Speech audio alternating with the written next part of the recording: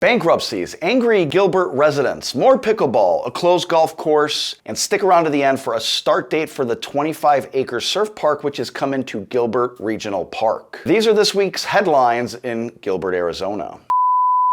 Residents in the popular upscale Morrison Ranch neighborhood are faced with a development project to the east of their neighborhood in what was just recently a quiet 311 acres of farmland. The developer of the project is pitching a light industrial corridor with multifamily and commercial space buffering the residents of Morrison Ranch. Part of this pitch includes 39 acres of upscale multifamily townhomes for rent. It's going to have high-end restaurants. It's going to have a greenbelt the size of 12 football fields, taking up 16 acres to shield the residents from sight and sounds of the remaining 250 acres of light industrial buildings, which are going to have loading docks. Now, this has been an ongoing struggle for residents since October last year when the developer proposed a 93% of the land to be light industrial, and since speaking with Morrison Ranch community members, community representatives, they've scaled this back to only 73% of the land being used as light industrial. Now, this light industrial use would have 500 to 600 bays for trucks and might include companies like breweries, food prep companies like Cisco. It could have call centers. It could be used as warehouses as well as light assembly.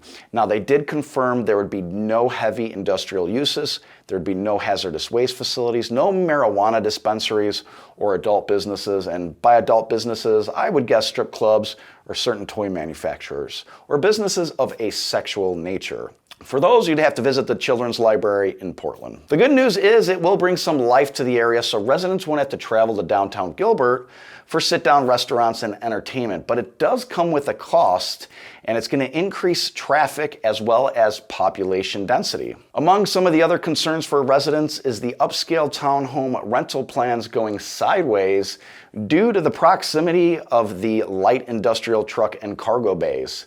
Now, there's going to be an 8-foot wall and a minimum of 24 feet of landscaping, and that's going to be the only thing separating these rental townhomes from the light industrial.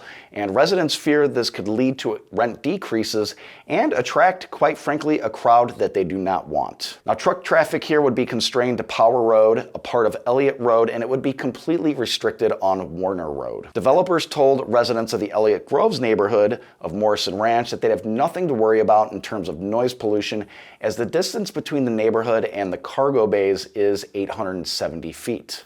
Now, many Morrison Ranch residents are against or on the fence about this, and homeowner Kevin Jordan, we had a chance to catch up with him. He says it's unfortunate, as originally there were only homes and commercial were planned for there, but now it's light industrial coming to the area, and he says a majority of residents have voiced their opposition on the community Facebook page. Now, should the project get town approval, the groundbreaking on the industrial portion would begin at the end of 2024, with the multifamily and the mixed use starting in 2025. The Planning Commission of Gilbert is expected to vote on a formal recommendation on the 39-acre proposal on May 3rd today.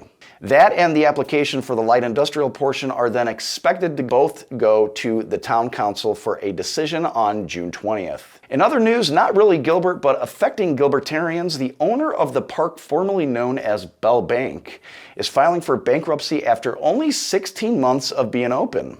The 320-acre indoor-outdoor facility has hundreds of events scheduled through 2030, and it's expected to keep operating as it goes through Chapter 11 bankruptcy. Now, currently there are $366 million in liabilities, about $242 million in assets, leaving a deficit of about $124 million. A company called Elite Sports Group will now help facilitate the park's activities. The park has struggled despite having 4.3 million visitors last year and another 1.9 here in 2023. There's various debt obligations that need to be repaid to the firms that constructed the facilities, and at least 10 subcontractors had filed mechanic liens against the park. The park is paid for by municipal bonds, which are paid back over time to the investors with interest, and COVID and supply chain issues are what the owners are blaming caused these financial issues. And just when you thought you couldn't hear enough about pickleball, listen to this. A new indoor pickleball court with the name Pickleball Backyard is slated to open this June in Gilbert. It's going to be open 24 hours a day, 7 days a week, and it'll feature 6 pickleball courts, which you can eventually reserve through an app. There's going to be membership options as well as pay-to-play options. The location of this venture is just north of Gilbert, sitting north of downtown Gilbert, and coincidentally, it's next to another successful venture called Hole 9 Yards, which is indoor cornhole. So yes, Arizona has a market for indoor activities that are normally played outdoors. There won't always be employees or security here, so if things get heated, you'll have to remind yourself you are in a private building and try to control that temper. According to owner Justin Turley, they plan on opening other locations, even starting a franchise if all goes well. This is news to me. Trilogy at Power Ranch, which is now called the Power Ranch Golf Club, has closed for the summer while construction begins, officially called the Green and Bunker Renovation Project. Originally in 1998, the golf course was constructed with what was called push-up greens. This option is going to be more affordable, but there's more maintenance, wear and tear, and overall quality of the grass turns out to be less than par. Pun intended. As the years go on, this adds extra costs, closings, and overall issues over time.